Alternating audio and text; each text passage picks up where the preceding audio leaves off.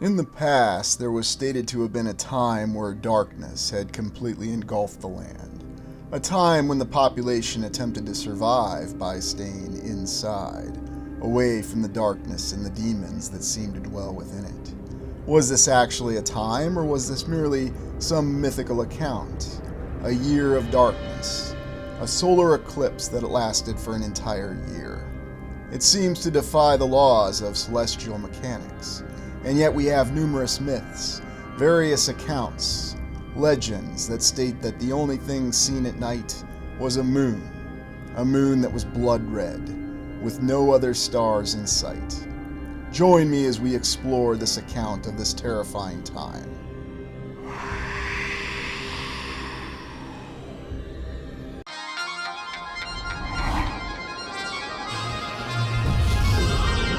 Solar eclipses are displayed and depicted in numerous works of art through the past. They seem to be very dramatic events, the sun being blotted out. Although from our understanding, the longest a solar eclipse lasts is merely a few minutes. And while it may be a dramatic event, it's certainly not an event that lasts. And yet we do have this concept of this profound emotional impact on an entire society and a civilization. It's recorded and memorized. We've also had the official record of the solar eclipses and when they're supposed to happen, going all the way back to Babylonian times. There's even accounts of terrifying gods and deities from older religious beliefs and legends that indicate that there was a time that the very land itself was afflicted by a horrific evil, or an enemy that preyed on the very people itself, which they were helpless to resist. Think of a time with an ancient civilization that faced a terrifying destruction. In this exploration, we're going to examine this entire account of the Year of the Black Sun, a time in which there was a solar eclipse, or perhaps an event that we can only describe as a solar eclipse. Maybe it was something else entirely. And how does it relate to this incredible basilica that still stands to this day in Dyersville, Iowa? There is one component of this story that we've looked at before, but it should be noted that there are other events and other accounts that we have of similar events. And much like with all the other questions that we have, is it possible that the when on these events, the time that they occurred, may have been lost to our understanding? That there's actually an entirely different timeline that currently eludes our understanding. That instead of these being different events that are separated by hundreds of years or decades, these are one event. Imagine a civilization that had reached astounding heights that we can't even begin to dream. Heights of not only technological achievements, but also achieving a true balance in society. A simple balance between the welfare of the individual and the needs of the entire society. Are there any remnants of this civilization that we still see to this day? You can certainly look around in varied parts of the land, to include Iran and various locations in the Middle East, where you'll see signs of incredible architecture and amazing construction, detailed with tremendous precision. There's also the mythical and legendary accounts that we have of some sort of terrifying evil force that swept across the land. Is this really such a myth as we like to think? Or is this actually documenting a historical event that really transpired? The fall of the civilization that preceded ours. Now, of course, official history says that there were numerous civilizations that preceded ours. Although if we're just going off of one particular region of the land, such as the aforementioned Western world, then we talk about the great civilization of Rome. Rome, which began as a kingdom, evolved into a republic, and then some would say de-evolved into an empire. But whatever form of government it had, it was a great civilization. Was there really a civilization of Rome, or did it represent something else? Is it merely a means to explain why we have these ruins that are quite similar across the land, and why we see them everywhere, and not just in Europe, but in places such as Asia to this day? What do these figures and these reliefs really represent? Is this some kind of mystical figure that's even beyond our understanding of who they might be in our true history? Many people would say that this represents a Messiah, a Savior, or could it represent someone else entirely? The continued accounts of the legacy of Gog and Magog, or the invasion of some sort of terrifying and horrific force of evil or of an ancient enemy that completely overran the previous civilization. We've looked at it and explored it before, the accounts that there was a power that simply couldn't be stopped. But if we understand the civilization that preceded ours to be in better balance and have a better sense of unity, then what would it have taken to overcome that civilization? We understand and theorize that this ancient enemy approached and attacked from many different directions, both internally and externally. And we still see in reliefs in caves, such as Iran to this day, that seem to communicate this story. We even have older maps that record some sort of terrifying force that threatened the land. Now, was it in one simple geographic location, such as with the incredible gates of Alexander that are in the Caucasus regions to this day, that coincidentally may have been protecting one of the last enclaves of this previous civilization? Do we see examples of this story even in what we may consider myth or high fantasy, such as the account of the fall of Gondolin in the works of J.R.R. Tolkien? Is that really just some high fantasy story, or is that actually a story that's influenced, inspired by true events that occurred? We're not talking about our concepts of the classic warfare of the medieval time frame, or even the great sieges that occurred during the latter days of the Roman Empire. We're talking about a more advanced civilization that faced a much more insidious and destructive threat. And that seems to be the original account that we have from the civilization that preceded ours. It's not detailed directly in our current historical account, but bits and pieces of it are scattered in different geographical areas, given different origins, and then given different dates. And as a result of that, we really can't gain an understanding for what actually happened in the past. But if we step back and we put together the consistent pieces, where we have similar events, we can actually put together a series of events based on cause and effect that explain much more elaborately and much more precisely what happened, such as the concept of the leaders of this previous civilization being corrupted by some sort of strange, inexplicable internal force. Now, of course, we may explain this as a spiritual corruption where their behaviors changed completely. But is it possible that they were inhabited by some sort of parasite? As a result of the leadership of the previous civilization being compromised, it led to its complete and total destruction from an external threat from this ancient enemy or adversary that sought to completely destroy it. Now, how exactly did this great civilization contact this ancient adversary or enemy? We have many different theories. Could it have been in their geographical expansions across the land that they had simply come across this adversary or this opponent? Or could this ancient enemy have even been reached in other lands and other realities, what we may think of as portals or nexus points, an area where different lands completely overlap? The access to a dimension of pure chaos and insidious beings that we can't even begin to describe or think of in this day and age. We think we have an idea of the greatest terrors in the land and in our worst nightmares, but perhaps we can't even begin to come close to what actually faced our true ancestors in the distant past. What does seem clear, though, is that the leadership of this previous civilization was corrupted by some sort of terrifying influence, creatures that we may think of as demonic, or creatures that we may simply describe in that manner because we can't even begin to fathom them. As a result of the leadership being corrupted, they did not seek to protect their population as they were originally charged to do so, and acted against their interests. They ordered the population to seek survival below ground in subsurface areas. And this seems to be the account that we have. And keep in mind that this same pattern of events has been repeated, even in our more recent history, such as World War II, where we have accounts of numerous civilian populations seeking shelter underground to escape the bombers that were constantly raining down destruction over their heads every single day. Is it possible that this is merely the latest iteration in a series of events that reflects what happened in the past? If this previous government or the leaders of this civilization that existed before ours had become corrupted and they were then ordering the civilization to try to survive by engaging in means that were against their best interest. What was really the purpose of these caves, and why do we have so many caves across the land? These are just the known caves in the United States alone, and there are some that suggest that all of these cave systems are actually connected. It is even possible that there could be a deeper surface of caves, another whole level if you will.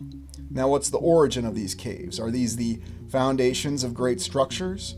Were these purpose-built survival shelters for the last reset event in the civilization that preceded ours? Or could it be a combination? Could they originally be the remains of structures from a previous era that preceded the civilization before ours, that they attempted to repurpose into survival compounds? Some of the underground cities that we have in places such as Turkey and other locations seem to indicate that this is exactly what happened. Although you might be surprised to know that you don't have to go to Turkey to find underground locations that indicate that there were civilizations and settlements that seem to be built to survive a reset event.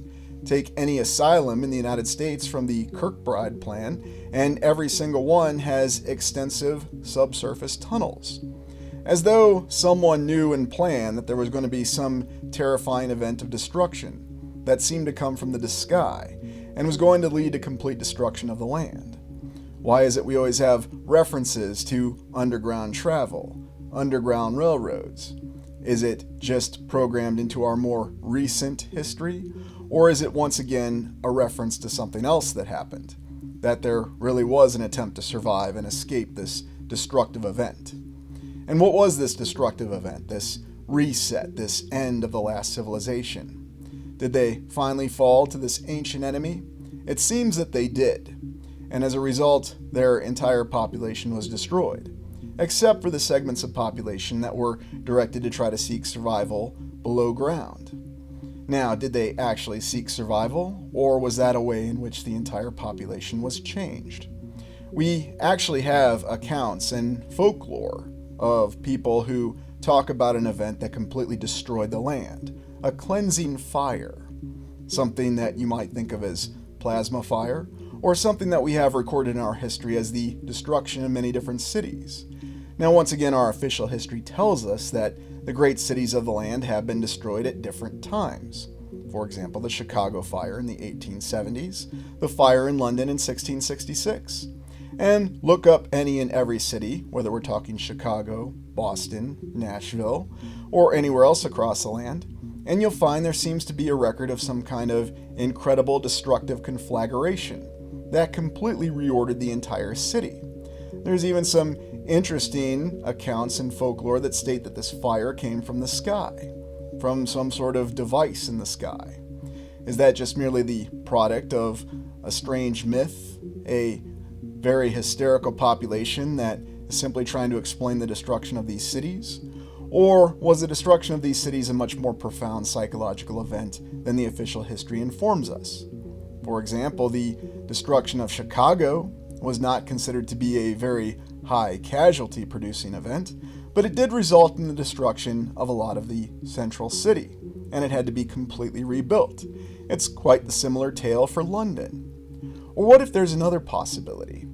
What if all these fires are actually the same event, and they all occurred, not separated by hundreds of years or decades, but even all within a year? Imagine that, every major city across the land being completely destroyed. And with the surviving population shifted underground, and some accounts saying that the survivors were under the rule of, again, a corrupted leadership. And that corrupted leadership forced them to completely forget their actual history. It influenced them to learn completely different languages and to completely drop their culture. There are numerous examples in even more recent science fiction films and even fantasy films. There are numerous images in the official history that seems to give accounts of a much more complete destruction of this previous civilization. Now think of what we've reviewed so far. We have this account of a previous civilization that was very high functioning and managed a balance between the individual and society. It was attacked by some sort of force that we can't begin to understand that had the ability to infiltrate it from the inside while threatening it physically from the outside. Somehow, in some way, there was an awareness of some incredible destructive event, a fire from the sky, complete and total destruction of all the cities. We don't exactly know what caused this incredible destructive fire. Was it a series of devices?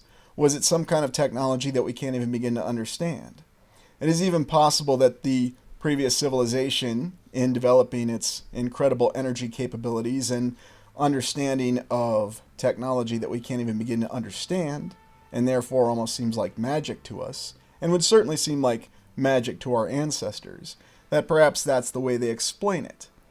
That in some way the delicate balance of our previous civilization with the natural environment was disturbed. Or perhaps they'd brought about some other destructive force in their meddling with accessing other physical realms and other realities. We have numerous accounts and tales that talk about the destruction of these cities. And we're not just talking about one city at a time. We're talking about every single city. And let's even take the recent account that we looked at in the town of Dyersville in Iowa. A relatively small town, populated in the 1800s, of course, and yet there's a very strange account of the origin of the settlers in Dyersville. Stated to be two different groups of settlers from the official history, one group being English and the other group being German. The official history says that the English group of settlers in Dyersville just simply moved on, and there's really no record of what happened to them. And then the German settlers took up residence, and they were the ones who built the Great Basilica. But there's a lot of folklore. There are many individuals who still tell different tales of what actually happened. These survivors, the two groups of survivors, we consider them English and German, who actually had to deal with the effects of the reset event. They sought refuge in caves nearby, specifically Moloch Caves near Moloch, Iowa, and then even the caves south of Dubuque. There are many incredible churches and edifices that are located in Dyersville and in the nearby small unincorporated town of Petersburg. Far too many churches, even to this day, to serve the population. So what's really the story behind this? Why do we have this folklore that gives us something that seems to conflict with the official history? Or maybe I shouldn't use the word conflict. It seems to augment what we have with the official history. We have details from some older individuals who still tell these tales of folklore. Now, some of these people do seem to put more veracity into these tales, that they're actually telling an account of an event that really happened. So who were these two groups of people originally, this group of English and this group of German settlers? Well, it would appear, going off the folklore and taking it at face value, that one group was a group from the caves just south of what is now the city of Dubuque, and the other group was from the caves of Moloch. That both of these groups had been forced into the caves by the order of their leaders in the previous civilization, and they completely lost their own sense of identity. They didn't know their own history. They didn't understand the technological achievements anymore of their previous civilization. They were even required to learn different languages, as though they adopted entirely different customs. Now, this may sound absurd, and people always ask the question, well, how could such a thing happen? How could people forget? How could people not know their own history? Well, if someone didn't actually tell you your own history, how would any of us know what actually happened in the 1800s? It's not that long ago. Over 125 years ago, what do we have? The defense will be, we have written records, and these are infallible written records. Maybe, but could they have been changed? Could they have been altered? It is possible that they are completely correct, but there's so many discrepancies. There's the actual presence of the city of Dubuque on the Mississippi, a very impressive old world city which contains a lot of old world architecture. In fact, there are many other towns and cities up and down the Mississippi that seem to give us a completely different origin story.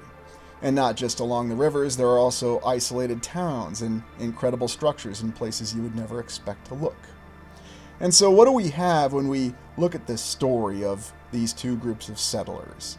The folklore goes on to tell us that when they came out from their caves lacking leadership, and they found themselves inundated in a land that was completely arid, desiccated, and destroyed.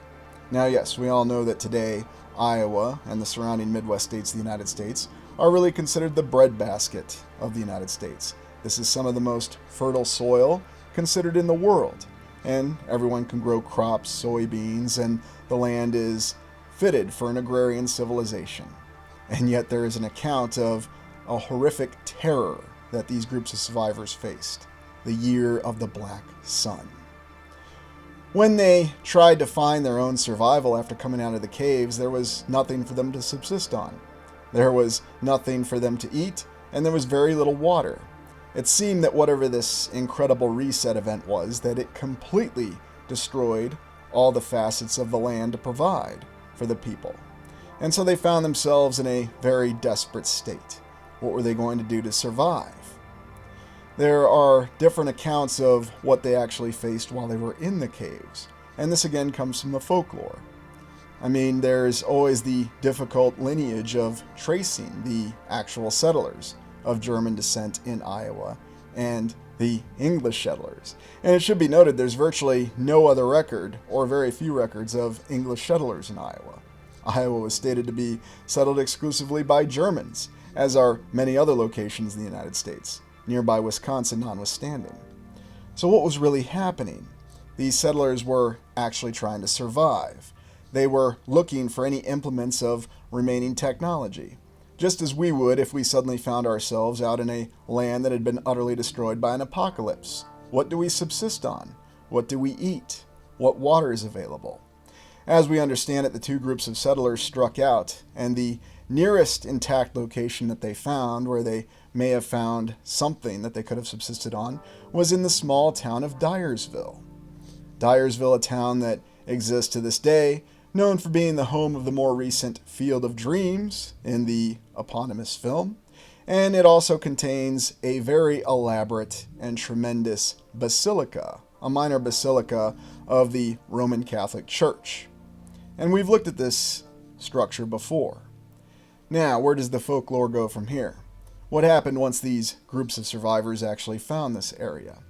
Well, there's conflicting accounts among the folklore, and some say that the group of English settlers actually began meddling with the structure, the basilica. The basilica known as St. Francis Xavier, which still stands to this day. Now, the official history tells us that the construction of this basilica actually occurred in the late 1880s, and that it was built by the generous donation of the local farmers who seemed to be quite prosperous in the area, and they were able to provide enough money for its astronomical cost of construction. And it's safe to say that the Basilica of St. Francis Xavier in Dyersville will be the tallest structure in that town for the next 1,000 years. But what happened when these two groups of settlers actually came across this basilica? Well, as we understand it, the English group of settlers, or at least the group that's identified as English according to the folklore, they began meddling with the basilica. They didn't understand its original technological applications, because all the knowledge had been lost while they were surviving in the caves for who knows how long of a period of time. And yes, the folklore does indicate that the people were in the caves for several generations, and that when they came out of the caves, they sought simply to survive, wandering across an arid land. The German settlers settled south of the town originally, and began operating on a group of rudimentary farms, but survival was very difficult, as at this time this was not the fertile soil that we associate with Iowa, but the destroyed, arid, and desiccated soil that had followed whatever it was with the fire in the land.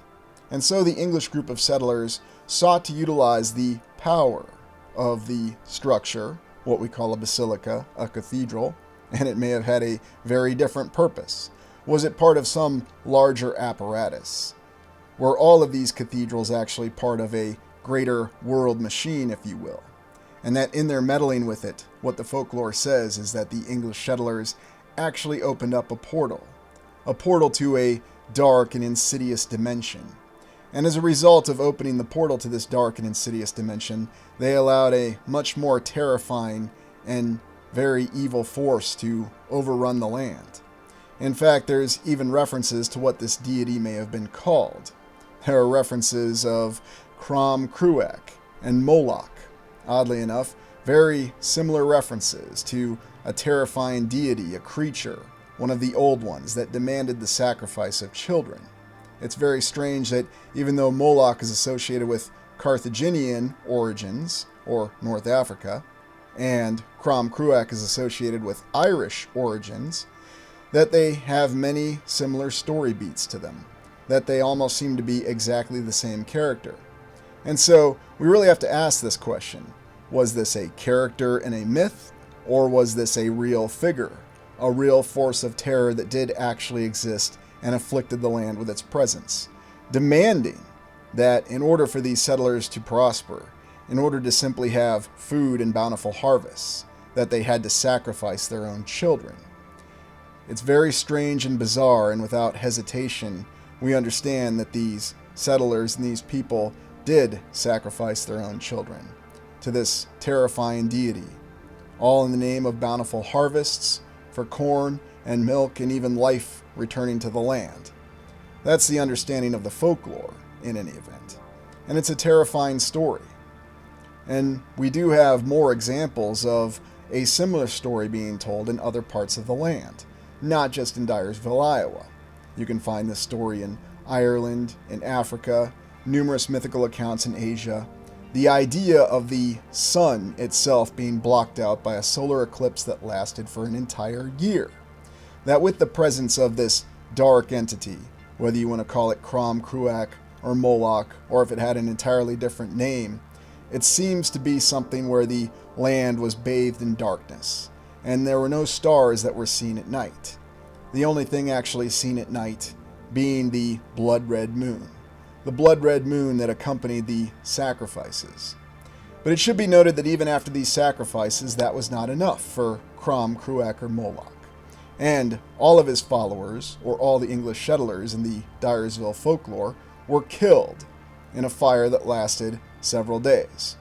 It wasn't until a survivor, a mage, or some sort of individual containing wisdom, somehow possessing it from the old civilization, came and managed to turn off or end the influence and the access from the portal, knowing the technological application and actually using it within what is today the Basilica. Apparently the nearby church in Petersburg played some sort of role, but we don't know any more of the details than that. It seems as though the actual oral account has lost a lot of the details. Now again, this is just merely the Dyersville story. We understand that the English settlers disappeared, and then the German settlers actually brought about in the town of Dyersville, and the town still stands to this day. But there are other accounts across the land that are very similar stories to this. A group of people seeking survival, deciding to put their faith in a very dark and horrific deity, or perhaps some sort of figure of chaos that because of the portals was actually able to access our land. We think that we deal with the worst forces of the ancient enemy every day in our current physical land, but is it possible that there are much worse variations out there, and that in the effect of meddling with this remaining technology of the old world, this surviving technology of the old civilization, that they enabled access through these portals? And that's why we have this account of the year without the sun, or the year of the black sun. And what exactly was the black sun? What's it really referring to? Why does Dyersville still stand to this day, and why does it have this incredible basilica? A basilica that was actually named and designated by the Pope because of its impressive structural capacity. And what were these forces of evil that came in the past? And what was this black sun? Was it a solar eclipse as we understand it? Or was it something else entirely? What exactly is the explanation of celestial events that we have? And it should be noted that there are many different celestial events that seem to defy our understanding of many different models of what our existence actually is. So how exactly do we reconcile all this? Are all these myths and legends and folklore just simply a primitive and paranoid people trying to explain forces that they didn't understand in the land? We seem to think that we have such a great understanding of what happens now and what we're facing now, and yet we have so many people that oftentimes live in fear and simply move from one event of fear to the next without really trying to understand exactly what the origin of our entire existence really is, or thinking that they understand it. and then simply not asking any more questions. Perhaps the most interesting thing to me, though, about this year of the Black Sun is this entire time where the land was overrun completely by evil forces. And it wasn't just the fact that there were strange creatures and demons reputed to be running through the land at the time. There are even accounts that state that the people did engage in willing sacrifice, that they did decide to actually destroy everything that they had. Now, you may recall in one of our previous explorations, we theorized that there was a safe zone that was set up by the previous civilization, a safe zone that was bounded by the 4 current state capitals of Iowa, Wisconsin, Minnesota, and Illinois. And there are other very impressive structures. For example, the Cathedral of St. Paul, which is relatively close to the Minnesota state capitol. Now, originally, I had theorized that this safe zone was set up by the previous civilization to allow the population to survive. But after studying some more of the folklore and talking to some different individuals, it seems that was not actually the intent behind the establishment of this safe zone. And looking back into this live stream exploration that we did, this safe zone that seemed to be bound by a diamond, the leadership, being corrupted, merely told the people that they were going to be safe in this particular area, that the caves and the presence of the Basilica of Dyersville, or St. Francis Xavier Basilica, that resides in Dyersville, that's also near the middle of this designated area, was actually an entirely different event. That it seems that the ancient enemy had contrived this entire event. Much in the same way that, if you're familiar with the Fallout universe, or the Fallout intellectual property, where groups of survivors were sent to different vaults to survive a nuclear apocalypse, the real intention behind sending them there was something entirely different. Survival was the last thing that was intended for any of these people.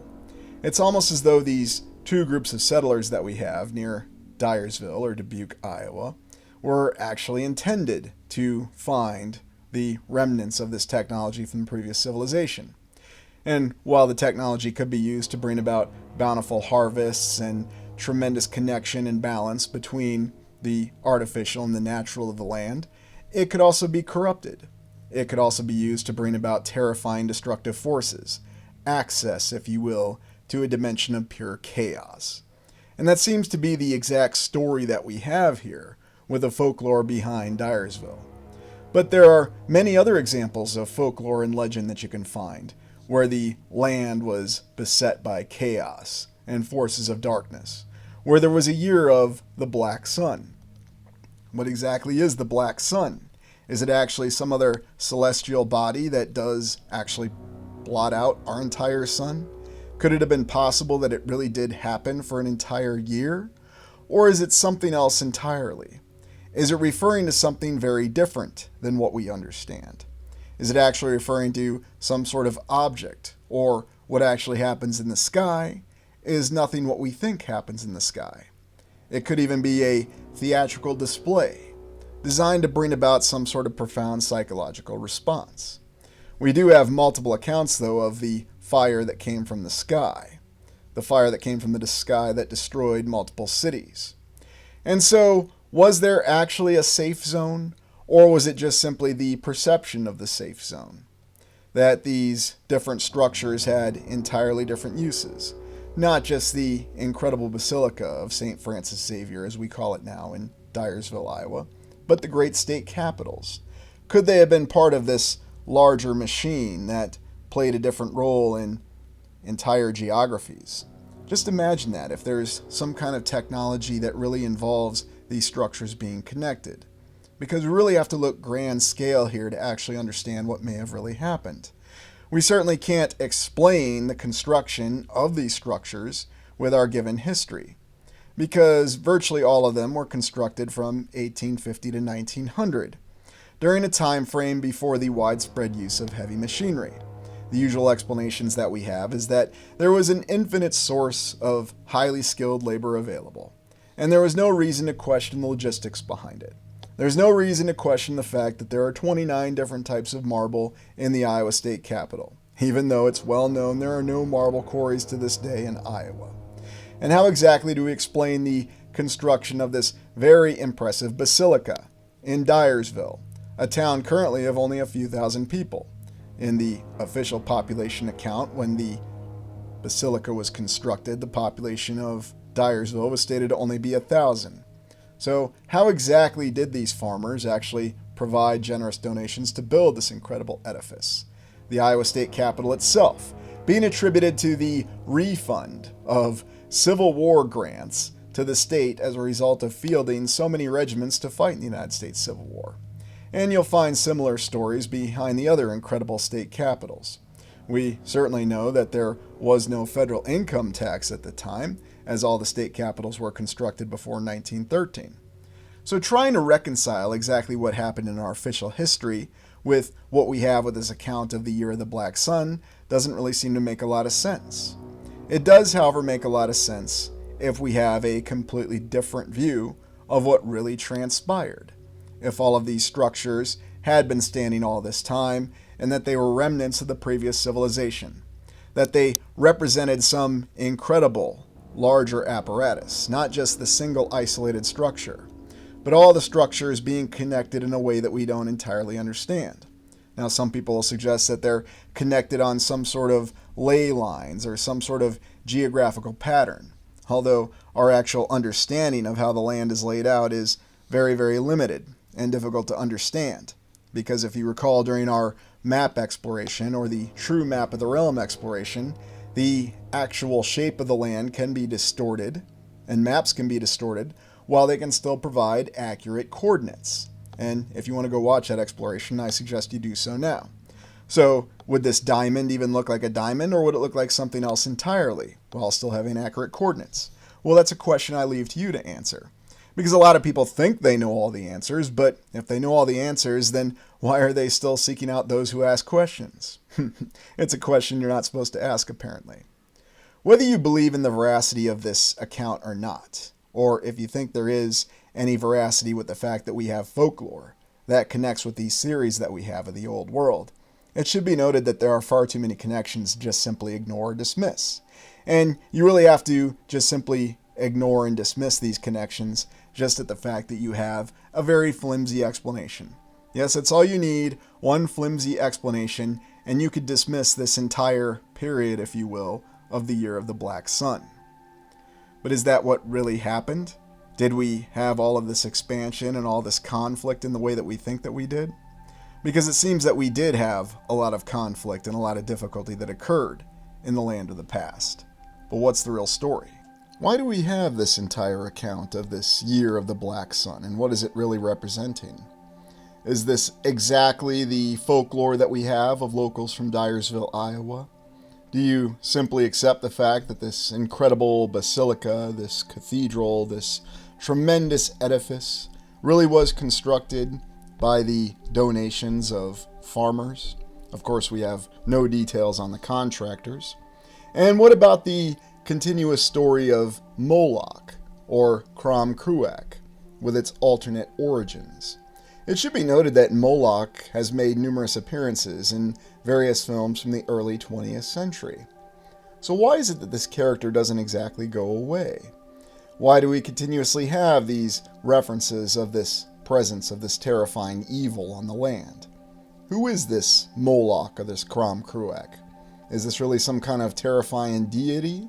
Or is it one of the old ones, perhaps better described by the fiction of H.P. Lovecraft? Perhaps both perspectives can be true in a way. It's intriguing, though, looking at the Celtic or the Irish version of Crom Cruac, crooked-backed, and that was what the god was called.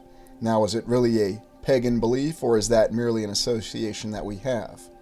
Understanding true history is difficult because history is constantly being reevaluated all the time. Even the official history is being reevaluated or revised because somehow events become more clear. And maybe that is the situation. What was this Crom Cruac? Was it some kind of terrifying being that we might even define as an alien being? Or is it something else that completely defies all conventions of existence?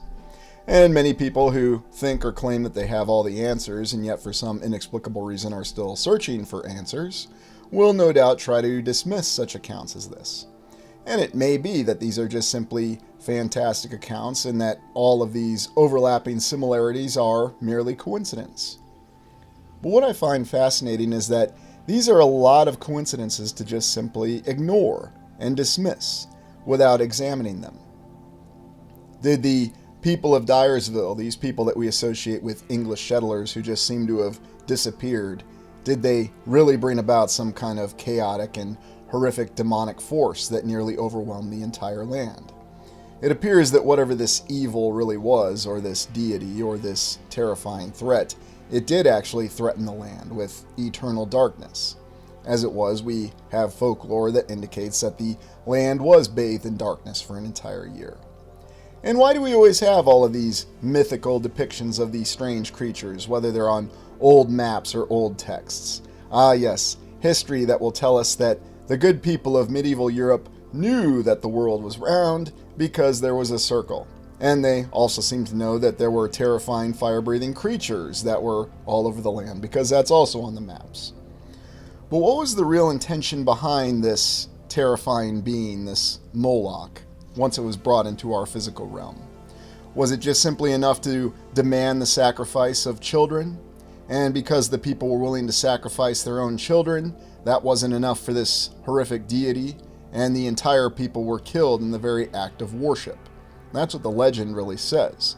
And coincidentally, it says it for both Crom Cruac and Moloch, despite the fact that these two deities and these two thoughts of philosophical or theological belief are vastly divided according to the official history.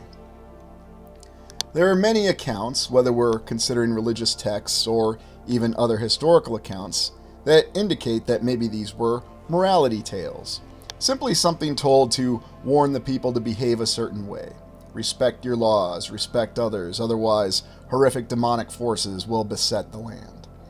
And yet, it's intriguing to me that we always have this explicit detail when it comes to this destruction. And then we layer on all of these other details that we have of the official historical account. For example, the destruction of all of these cities, even though they occurred at different times. And it should be noted, there are true accounts of sacrifice, and the sacrifice of children in the past, in the official history, in addition to myth and various forms of odd accounts that indicate that this was a terrifying event that did really happen. How would you really deal with it if you had survived in a cave, if the only accounts that you had were what your parents and your grandparents had told you? And then when you came out and you're just simply trying to survive, and by inadvertently meddling with something, you had brought about an event where the black sun existed in the world for over a year. And the next thing you knew, you were confronted with this all-powerful being that seemed to demand the very sacrifice of your children. And feeling that you had no other choice for your survival, you acquiesced to this demand. And as a result of this, the Year of the Black Sun did in fact truly happen. And it didn't just happen in Dyersville, Iowa. It happened at varied locations all across the land, and all within the same time period. It's just that the event was recorded in different ways. And with the way we have our official history now, the actual event is spread about, so we can't really understand exactly what happened. But it is mentioned, and it is known, both in the official history and in the myth, that these events did seem to happen. Now, to what extent did they happen? To what variations did they happen? Why should we be terrified of the Year of the Black Sun? Well, it seemed to be the one time that, as difficult as we may think that our current existence is, and with all the drawbacks of this current reality, that we could have been facing a much more horrific reality. Continuously bathed in darkness, forced to contend with horrifying creatures, demanding sacrifice, demanding the very torment of humanity. We oftentimes want to say that this is merely a period of the worst things that could be. But is it? Or is it possible that things could be much better? Or could they be much worse? We seem to have different schools of thought that go both ways. Perhaps it's best that we remain aware of these tales and these accounts. that we realize that it could be possible that there are terrifying entities and beings out there with powers that are beyond our wildest imagination.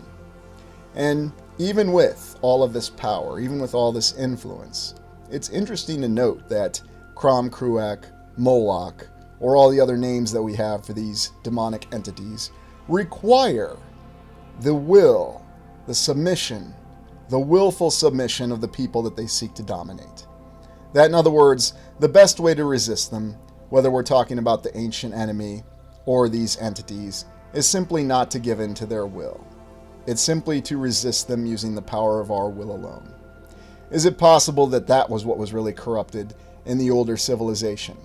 That the real reason that it fell was that it simply lost its will to resist?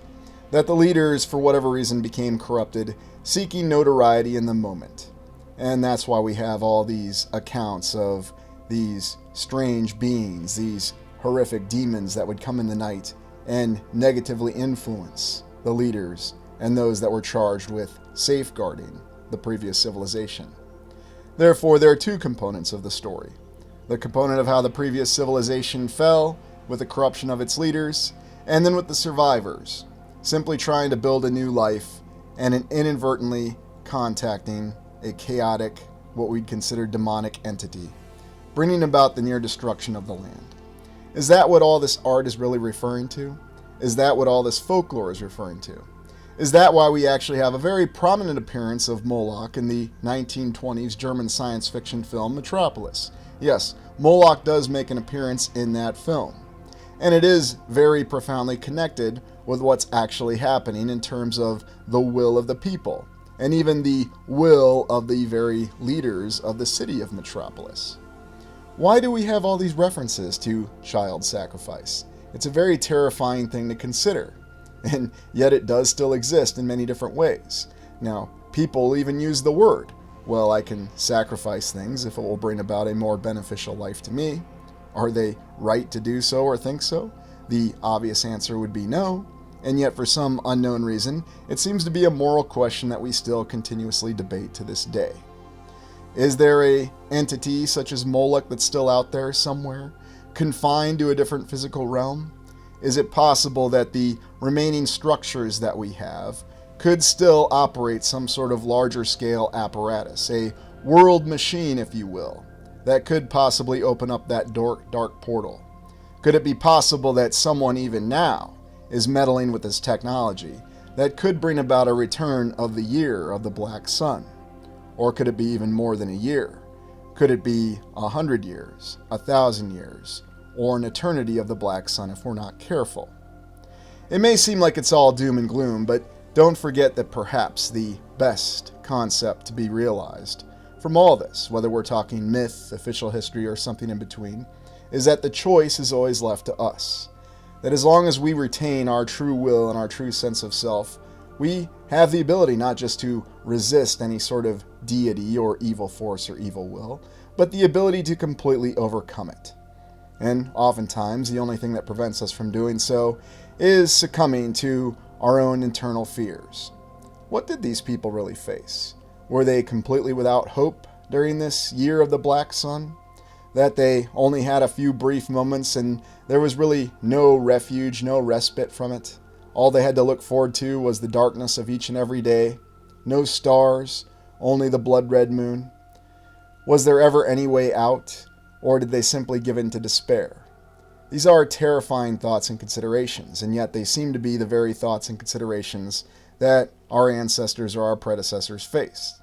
Because remember, while we do have some folklore that corroborates the account from the vicinity of Dyersville in Iowa, there are other stories all across the land that do seem to indicate that something very similar happened. And much like with the varied city fires that officially happen at different points in history, with vast differences in when they happened, what if it was all one event? What if it was all one event that happened within the same 1 to 2 year period? And then the question you're asking is, how exactly was this resolved? How exactly was this terrifying deity, this being Moloch or Crom Cruac, actually removed from the land? And that the terrifying reality of an eternity of the Black Sun was prevented from transpiring? It seems to be that the legend in the folklore, which oddly enough does match the same legend in folklore of the appearance of St. Patrick. St. Patrick, a wise individual, a religious man, who rose to face the terror of Crom Cruac and banished him to the realm beyond. Oddly enough, if you look at one of the paintings in St. Francis Xavier to this day, it does seem to give the indication of a portal that was actually sealed, and commemorating the return of the incredible sun. Or maybe you interpret this differently. But just really think of that, if that's the way that the story was actually resolved. Did it involve some individual who still retained knowledge of the old world that was actually able to interface with the technology and end this threat? Well, let me know in the comments. Thank you for joining me. Please like, comment, and subscribe.